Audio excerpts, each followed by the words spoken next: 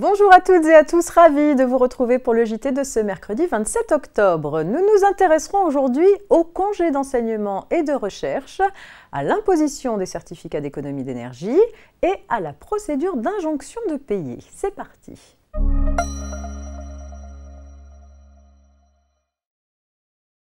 Un salarié qui a l'ancienneté nécessaire peut prendre un congé d'enseignement ou de recherche pour enseigner ou exercer une activité de recherche et d'innovation.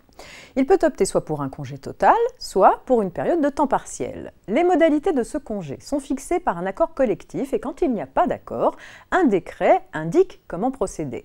On sait désormais qu'en l'absence d'accord collectif, le salarié doit informer l'employeur de sa volonté de bénéficier de ce congé ou d'une réduction de son temps de travail par tout moyen au moins 3 mois avant le début du congé ou de la période de temps partiel. Le moyen choisi doit permettre de dater cette information de manière certaine.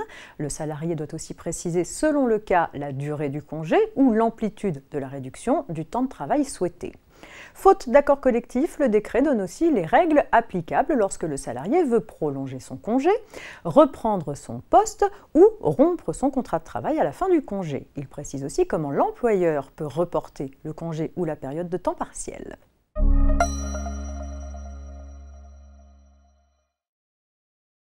Les aides financières perçues par les entreprises au titre des certificats d'économie d'énergie sont-elles susceptibles de bénéficier d'une imposition échelonnée ? À cette question posée récemment par un sénateur, le ministre de l'économie a répondu par la négative. Il a rappelé en effet que les subventions doivent en principe être comprises dans le résultat imposable de l'exercice au cours duquel elles ont été octroyées. Certaines subventions peuvent toutefois être étalées dans le temps si l'entreprise exerce une option en ce sens. Sont uniquement concernées les subventions publiques accordées pour l'acquisition de biens d'équipement. Les sommes versées dans le cadre des certificats d'économie d'énergie ne peuvent donc pas bénéficier de cette mesure d'étalement.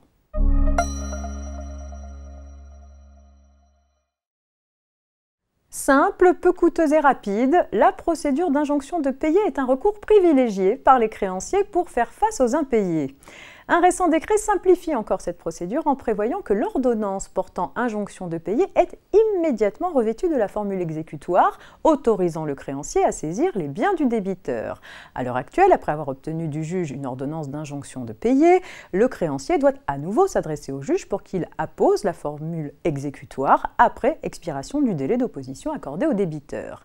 À l'avenir, en cas d'acceptation de la requête formulée par le créancier, ce dernier se verra remettre une copie de l'ordonnance directement revêtue de la formule exécutoire.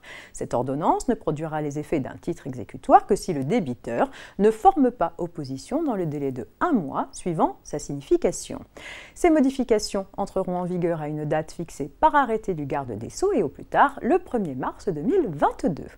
C'est la fin de ce JT. Je vous souhaite une très agréable journée. À demain.